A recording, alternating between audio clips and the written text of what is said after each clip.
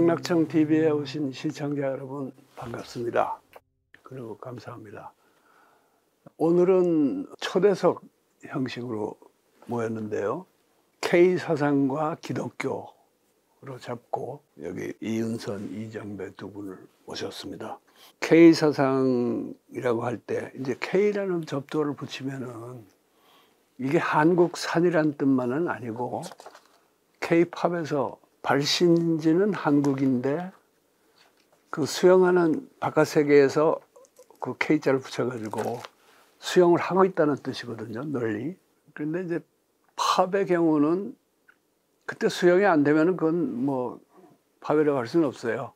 K-뮤직이라고 할 수 있을지 몰라도 K-팝은 안 되는데 사상이나 K-리터레처니 그런 얘기는 더러 외부 세계에서도 하고 있습니다. 그래서 이제 그런 취지로 그 K-사상이라는 말을 썼고요. 이걸 이제 기독교 사상과 연결시켜 보는 것은 기독교 사상이 대단히 중요하다고 생각하는 사람들, 뭐 저를 포함해서 많이 있기도 하지만은 우리가 이 K-사상을 정말 기독교가 또는 기독교 신학이 얼마나 어떤 의미로 중요한가 그런 게 부응하는 기독교를 K-크리스티애니티라고 할까 그런 것으로 부를 만큼 되어 있는가 또는 될 수 있는가 이런 것들을 이제 두 분께 여쭤보려고 하는 겁니다. 그럼 먼저 간략한 자기소개를 하시면서 이 좌담에 임하시는 포부랄까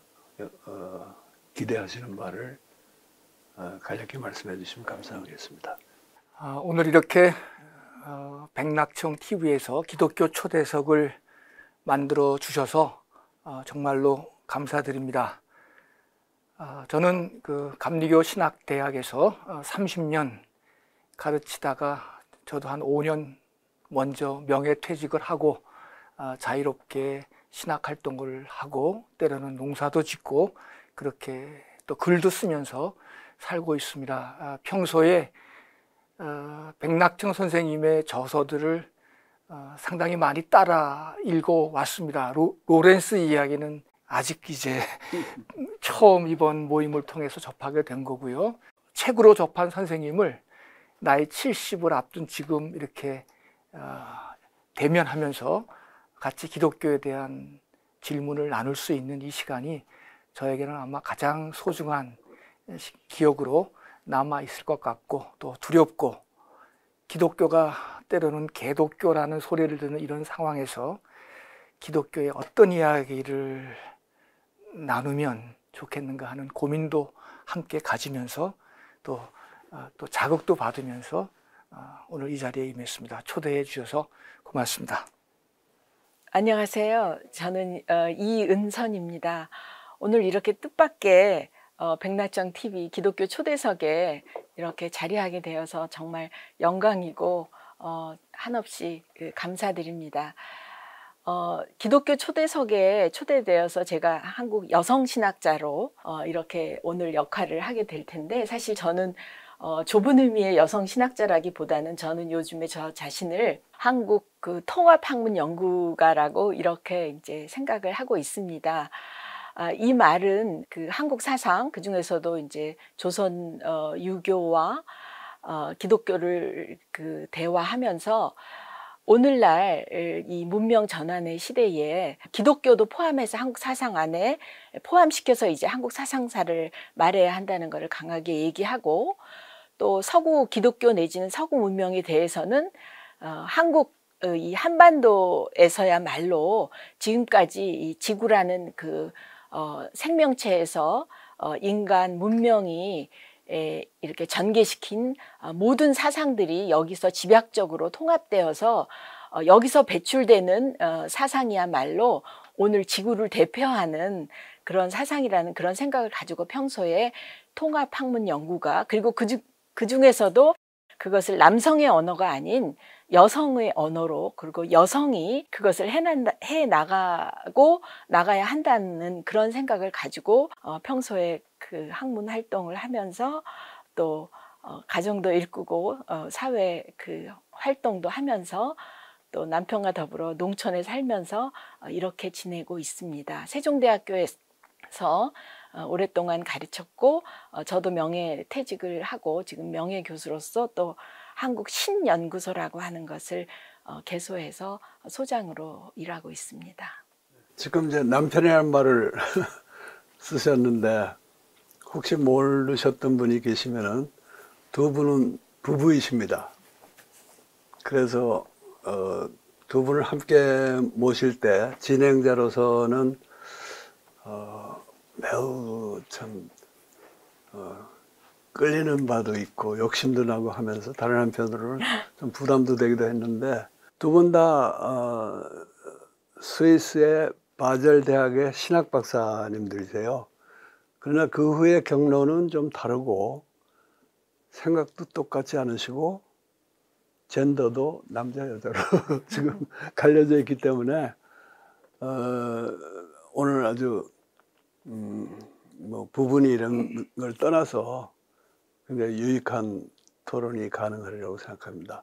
또 이은선 교수께서 자기소개를 하면서 이제 다 말을 하기가 그렇고 또 겸손하셔서 이은선 교수님은 스위스에서 신학 박사를 하고 오셔가지고 이제 한국 사상을 제대로 공부해야겠다 하고 생각하시고 성균관 대학에 들어가서 유학으로 박사를 하셨죠? 네, 퇴계 연구하셨나요? 아니요, 유교의 그 여성. 유교 여성. 네, 그래서 임윤지당과 강정일당의 그 네네. 유교 사상 여성 선비 연구. 근데 두 분 다 또 신학 박사 논문이 기독교 신학과 동아시아 사상가를 이렇게 함께 들어있어요. 이장배 목사님은 주의퇴계 율법, 이 교수님은 왕양령을 이렇게 다루신 분입니다. 그래서 오늘 이 K사상과 기독교를 얘기하는 자리에 굉장히 어울리는 분이라고 저는 믿습니다. 우선 신학이라는 게 왜 중요한가? 그러니까 두 분에게 중요한 거 할 뿐 아니라 우리 같이 저는 이제 기독교도도 아니고 신학에는 문외한인데 이런 사람에게 왜 신학이 중요한가 하는 얘기를 좀 하고 출발해야 될 것 같아요. 물론 기독교라는 종교 교단은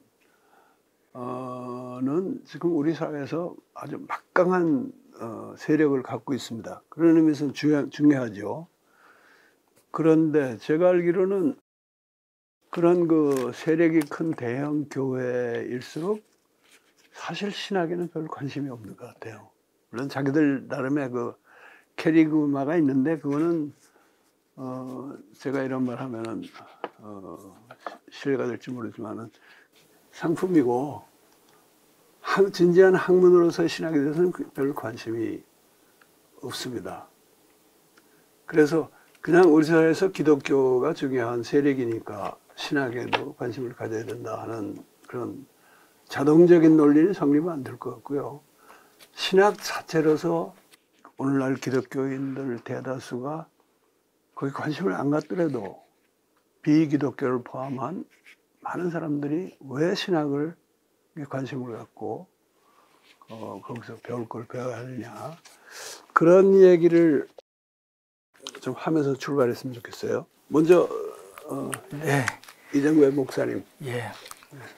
말씀하신 대로 저희가 같이 공부하면서 같은 선생님 밑에서 공부를 했음에도 불구하고 한국에 와서 활동하는 장이 달라지니까 언어도 달라지고 또 표현 방식도 달라지고 그 과격성의 면에서도 좀 더 달라지고 등등 그런 차이가 있습니다. 어쨌든 저는 아니 그러니까, 그래도 그러니까 이은선 교수가 더 과격하다고 아마 그럴 것 같습니다.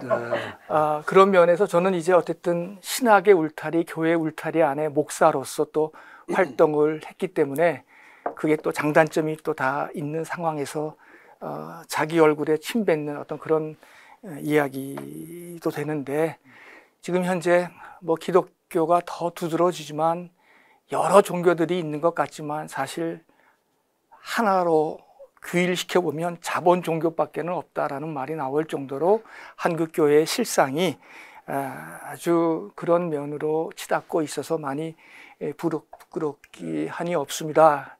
목사님도 상당히 과격하게 말씀하시는데 네.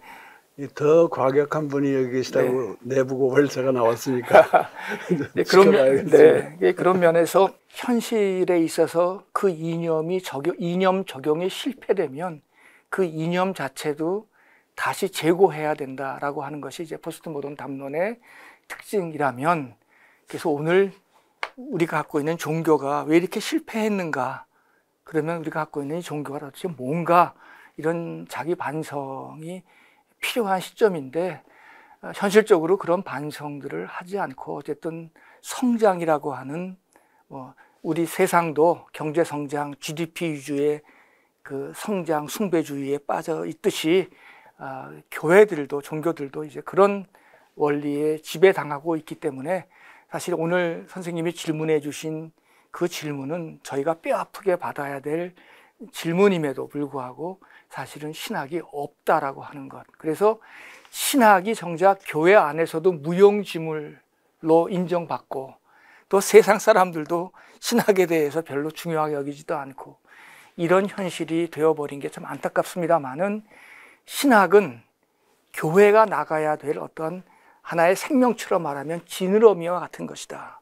그 지느러미고 이 촉각이고 더듬이고, 그래서 그 촉각을 가지고 어떤 방향으로 나아가야 할까를 가르치는, 연구하는 그런 방향을 교회가 잘 받아들여서 방향을 결정해 줘야 되는데, 그런데 그것이 자신들의 성장에 방해가 된다고 부정하는 이런 추세에 있죠. 그러니까 세습도 하고, 교회가 그 많은 막강한 자본으로 신학교의 정신을 지배도 하고, 그리고 교파 의식을 가지고 편협한, 자기를 부정하는 것이 종교의 본질인데 타자 부정을 통해서 자기의 정체성을 유지하려고 하는 이런 입장도 갖게 되고, 그래서 참 아프기 그지없습니다만은, 그래서 이제 보통 신학과 목회, 교회의 관계를 이렇게 표현합니다. 신학적으로 아무리 옳아도 목회적으로, 교회적으로 당장 적용하기 어려운 부분이 있다. 그걸 교회도 인정해 줘라. 그리고 목회적으로, 교회적으로 아무리 타당하고 정당해도 신학적으로 틀린 것이 있음을 스스로 인정해라.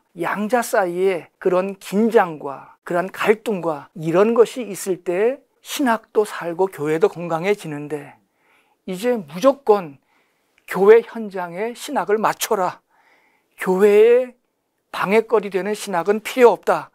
이쯤 되면 이제 정말 교회도 죽고 신학도 죽는 그런 경지에 이르를 터인데, 지금 우리가 당면한 현실이 그런 현실에 와 있지 않는가, 그런 생각이 들어서 저는 이제 더 우리 이은선 교수가 더 신학의 본질적인 면을 설명하겠지만, 저는 오늘의 교회 현실이 신학을 이렇게 무용지물로 만드는 그런 현실이 되고 있다라는 아픈 반성을 먼저 하면서 제 이야기를 이걸로 줄이겠습니다.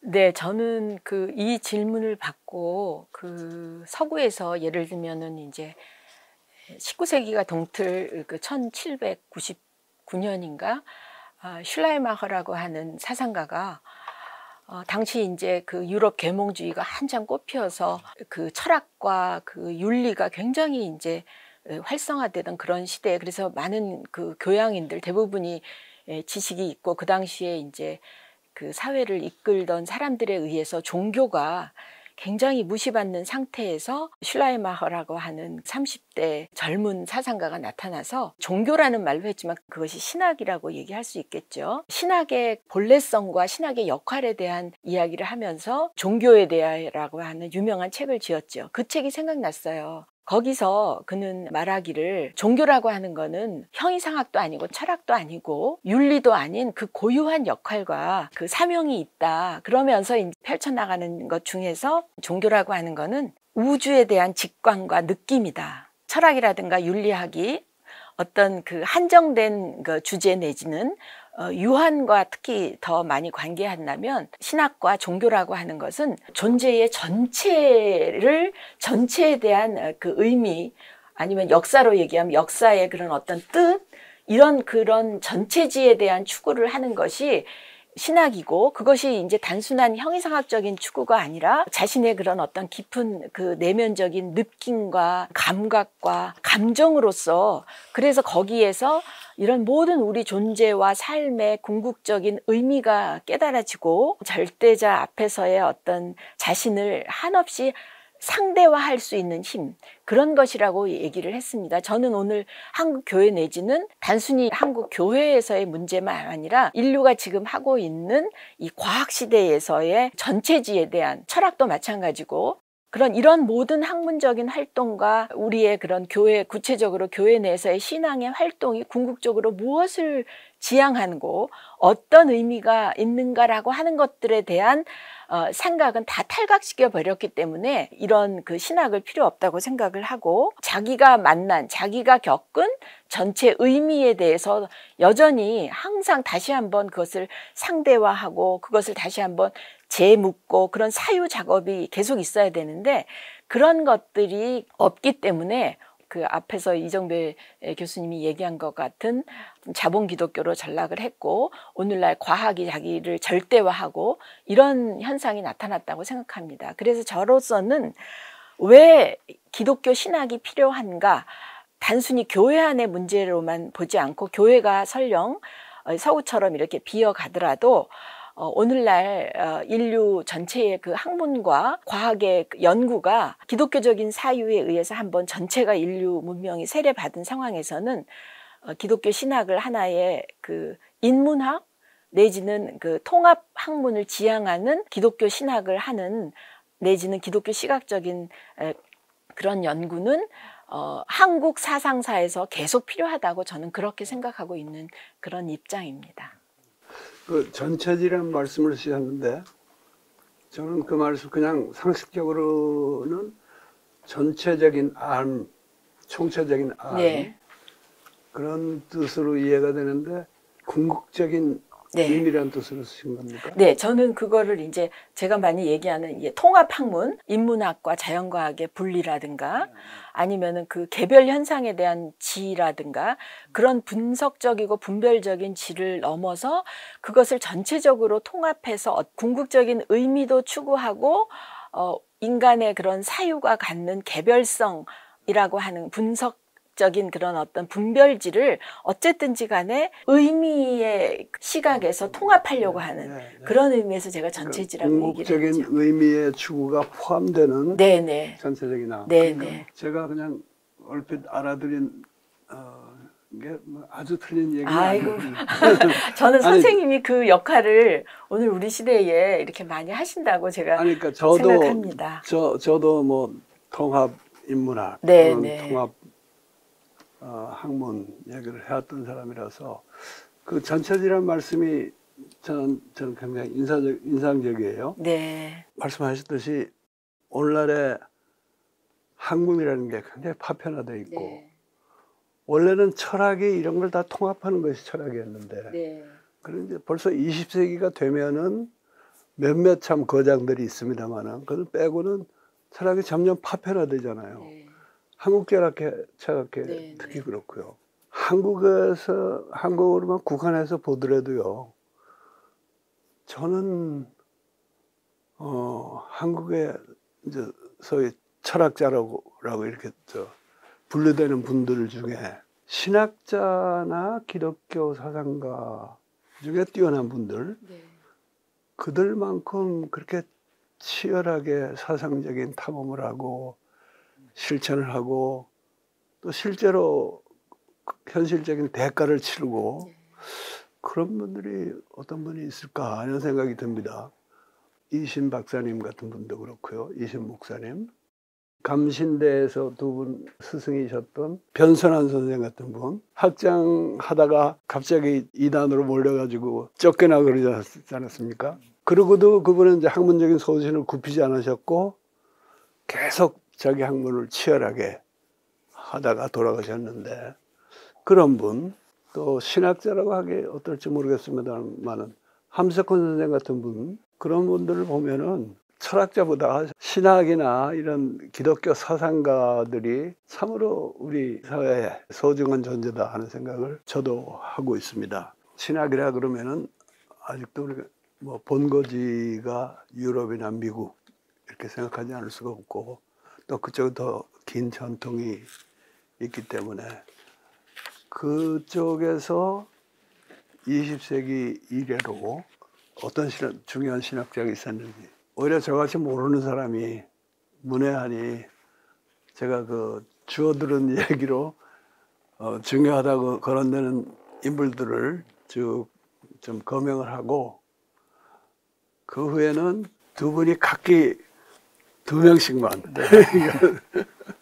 2명씩만 선별해서 말씀해 주시다 이렇게 부탁을 드리고 싶은데요. 저한테도 친숙하고 또 한국의 일반 독자에게도 어느 정도 알려져 있고 또 저로서는 더러 읽기도 했던 분들을 한다 그러면은 슈바이처 같은 분 있잖아요. 알베르트 슈바이처, 또 칼 바르트가 있고 피에르 테야르드 샤르당, 루돌프 불트만, 폴 틸리시, 독일 사람이니까 파울 틸리시가 맞겠지만 미국서 활동하셨죠. 디트리히 본회퍼, 또 두 분의 스승이신 프리츠 부리 이런 분인데 저는 이 중에서 칼 바르트하고 다른 분들 조금 따로 검토를 해보면 좋겠어요. 바르트는 사실 K 사상에 뭐 그분한테 배울 거는 많지만은 귀일하기는 힘든 분 같은데 그러나 한국 교회에서는 그분이 여전히 압도적인 영향력을 갖고 있는 거 아닌가.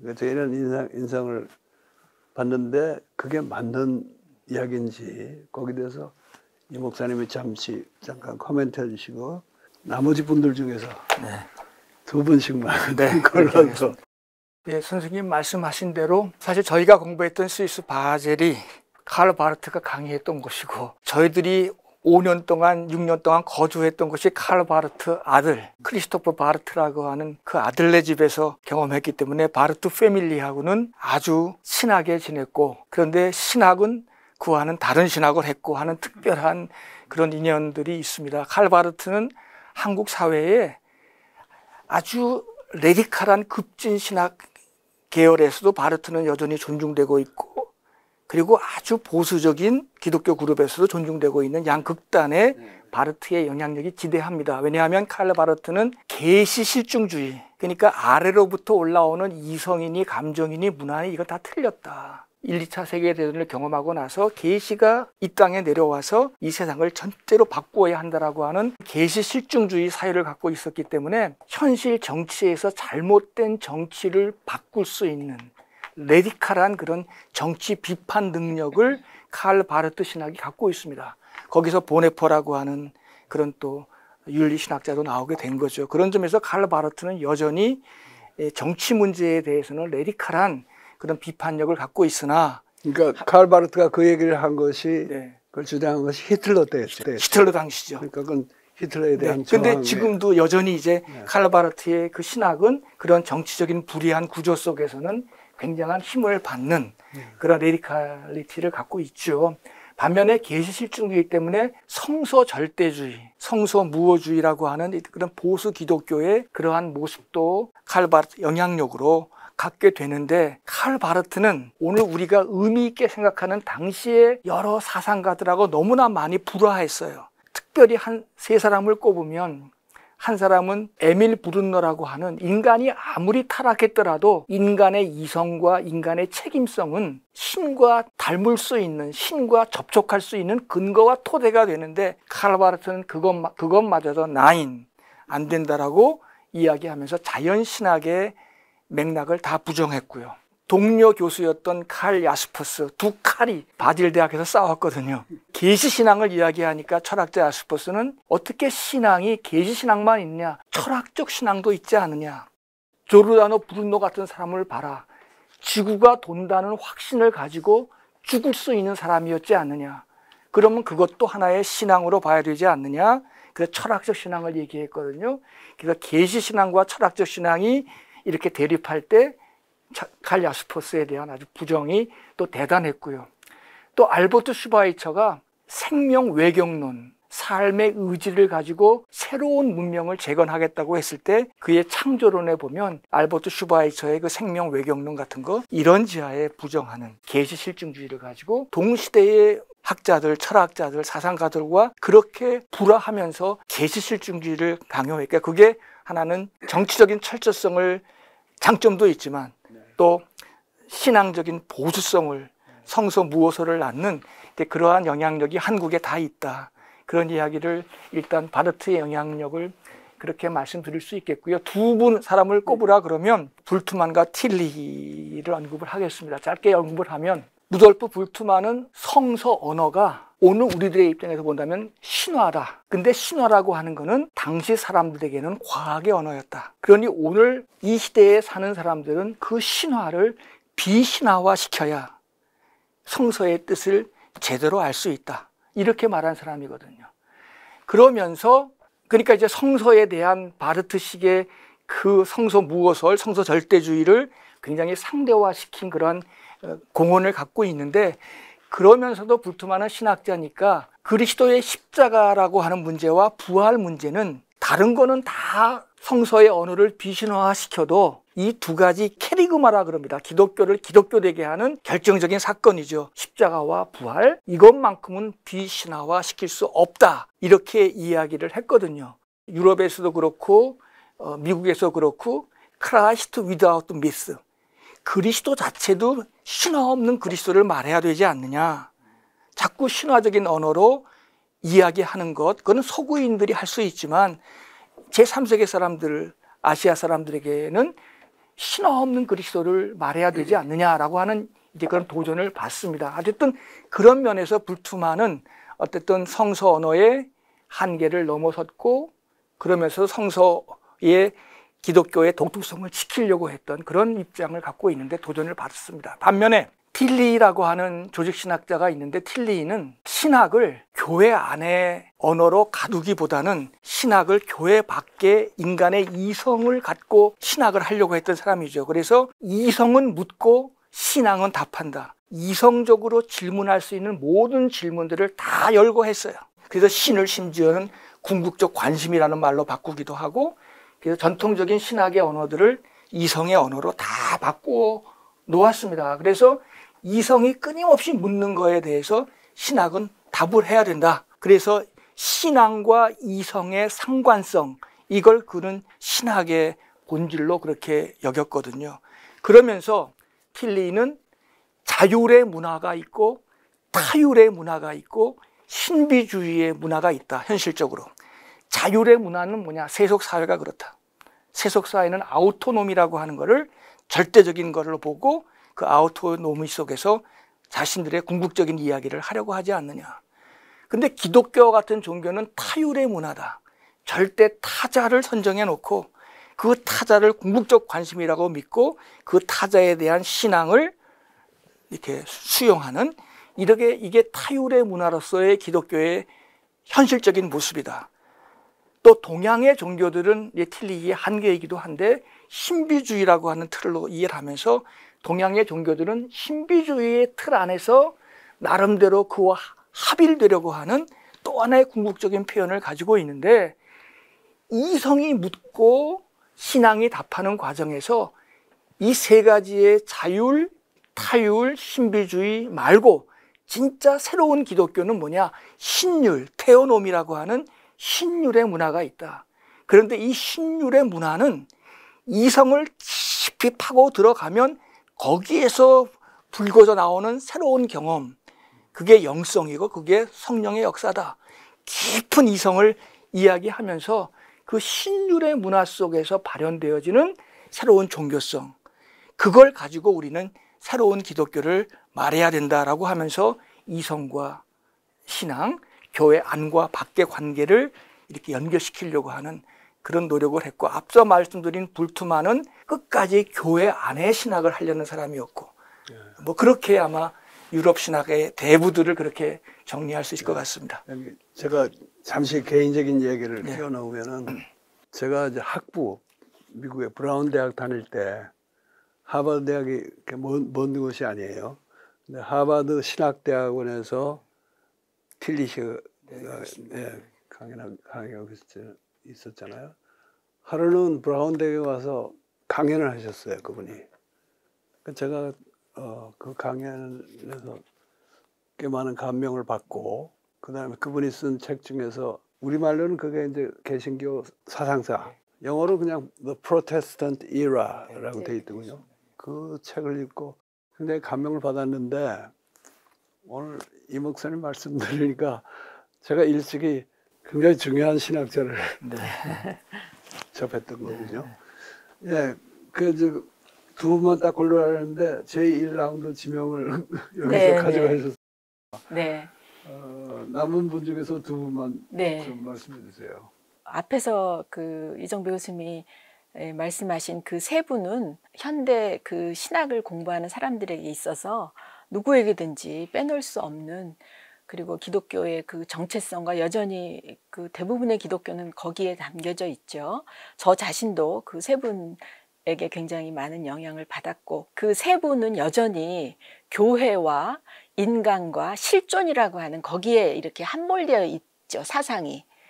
그런데 그것을 완전히 또 새로운 차원으로 세계 신학을 전복시킨 분이 이제 제가 대학교 4학년 때 굉장히 암울한 광주 사태가 끝나고 모든 대학은 다 이렇게 휴교령이 내려지고 굉장히 어두운 그런 시절에 우리나라의 그 서남동 학자분이 쓰신 전환시대의 신학이라는 게 있는데, 제가 이제 그 책을 아버지에게서 소개받고 거기서 제일 감동 깊게 읽은 그 아티클이 바로 테일하르드 샤르댕이라고 하는 사람에 대한 그 글이었습니다. 테일하르드 샤르댕은 카톨릭 신부이면서 동시에 뛰어난 고생물학자였죠. 그는 이제까지의 신학과 종교가 철저히 교회와 인간과 실존의 의미성으로서 신학을 얘기한 반면에 그것을 훌쩍 뛰어넘어서 우주라고 하는, 그리고 진화와 생성이라고 하는 차원을 보면서 우리가 다 알다시피 1859년에 다윈의 종이 기원이 나온 이후로 그 현대 과학과 신학이 갈등하는 가운데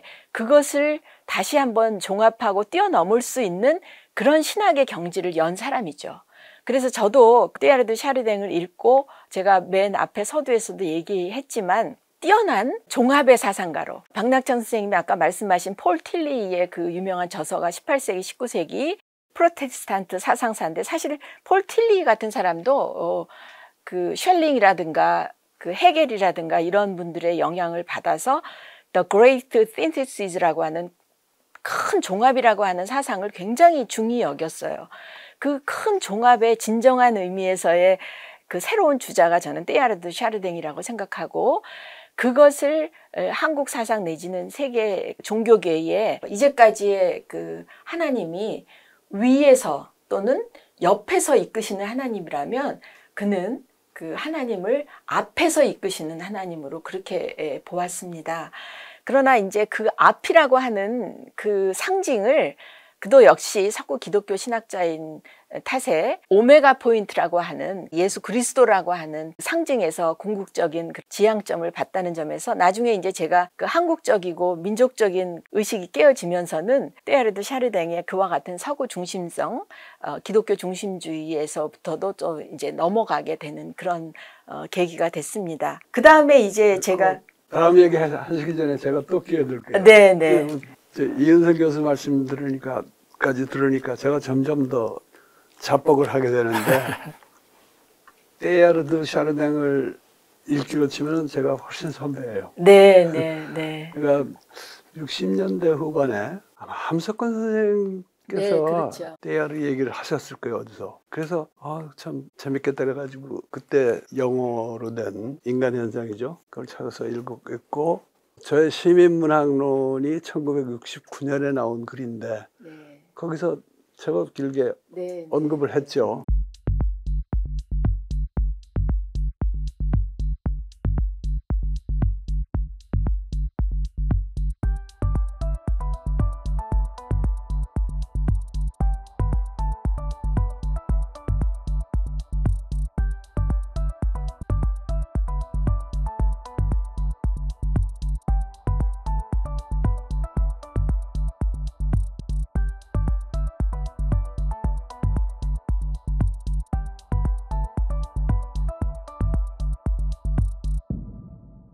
거기다가 또 지금 오메가 포인트에 대해서 약간 그 유보를 다시니까 저는 그때 잘 모르면서도 오메가 포인트에 가가지고는 조금 거리감을 느꼈습니다. 아, 네, 예. 네.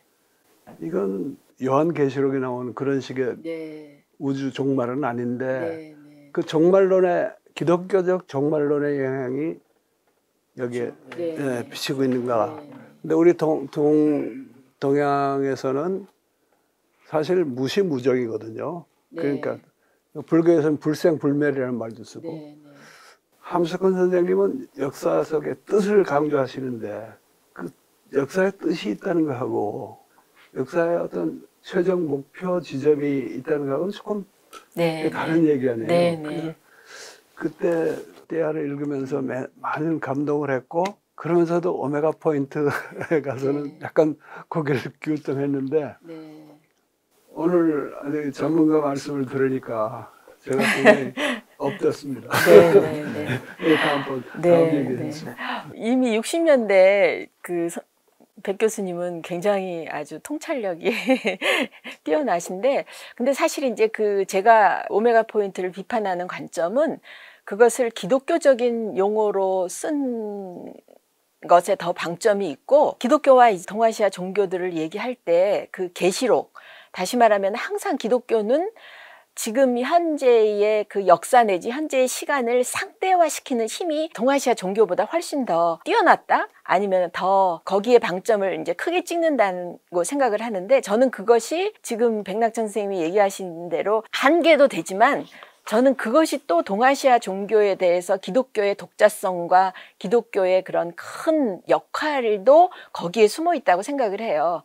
그런 의미에서 이 오메가 포인트를 이제 다른 여러 가지 이제 그 유교는 유교대로 그 불교는 불교대로 다른 언어로 명칭할 수 있지만 그것의 그런 어떤 철저한 아직 아니라고 하는 역사와 이 세상에 대한 어떤 그 상대화시키는 그런 힘을 완전히 탈각시켜 버렸을 때는 또 심각한 문제가 된다고 저는 생각을 합니다. 그 정도 이제 얘기해놓고 제가 이제 사실 말씀드리고 싶은 신학자는 프리츠 부리, 저희 두 부부의 지도 교수님이셨고 저희를 스위스 바젤로 보낸 변선한 선생님과 사모님은 시노키 교수님 두 부부의 지도 교수이시기도 했는데, 프리츠 부리 교수님은 불투만 신학, 비신화화할 수 없다고 얘기했던 십자가와 부활이라고 하는 그것도 비신화화 해야지 왜 그것만 남겨두느냐. 그래서 이제 불투만이 비신화화라면은 프리츠 부리 선생님의 신학은 비케리그마화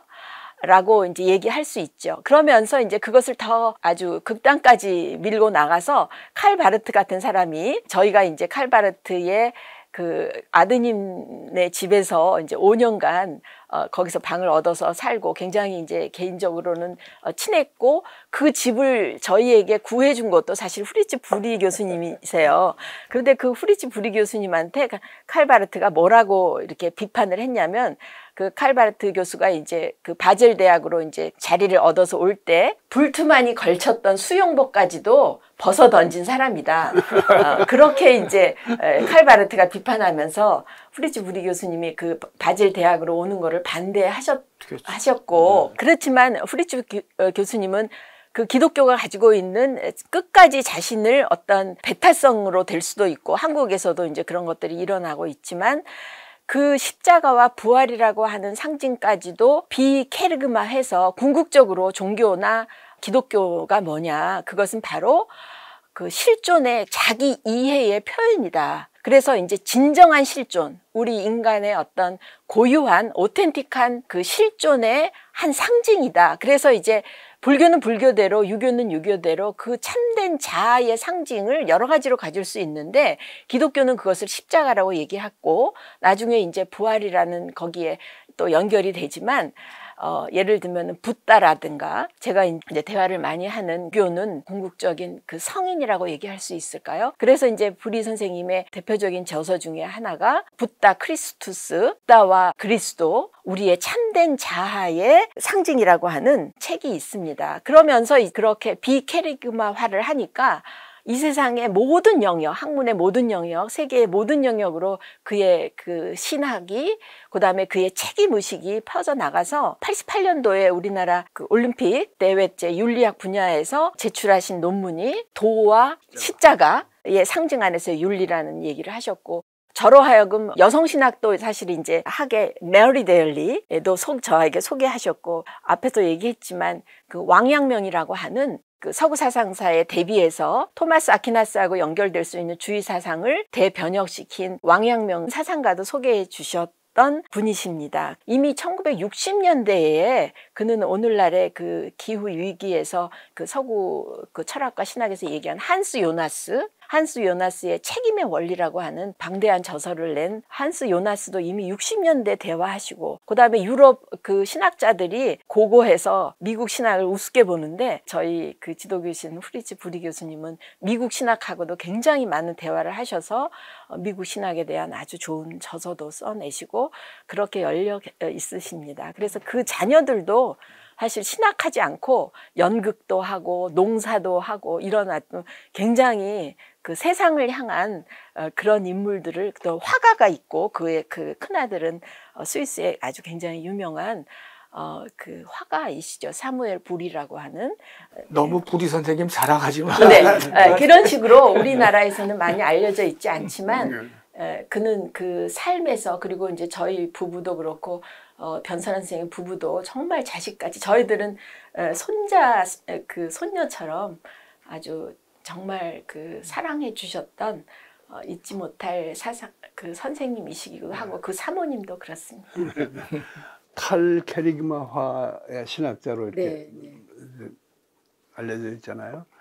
근데 이 캐리그마 문제가 우리가 K 사상과 기독교를 얘기할 때 아주 핵심적인 문제이자 좀 난제인 것 같아요. 왜냐하면은 캐리그마가 꼭 뭐 예수의 십자가라든가 또는 부활이라든가 이런 걸 지칭하지 않더라도 무언가 기독교로 하여금 기독교이게 하고 역사적으로 이렇게 큰 영향을 미치게 만든 그런 사건을 말한다면은 그거 빼버리면은 기독교가 기독교 아닌 게 되잖아요. 그렇죠. 그런데 또 그걸 너무 고집하면은 K 사상이든 또 뭐 다른 신학하고의 규율이랄까 소통이 불가능해지고, 그래서 요거를 어떻게 좀 두 마리 토끼를 동시에 잡을까 하는 게 우리의 난제인데, 그 얘기는 나중에 더 하시기로 하고요. 지금 시간이 많이 흘렀으니까 일부를 여기서 마무리 일단 하고 조금 쉬었다가 다시 그다음 계속하시죠.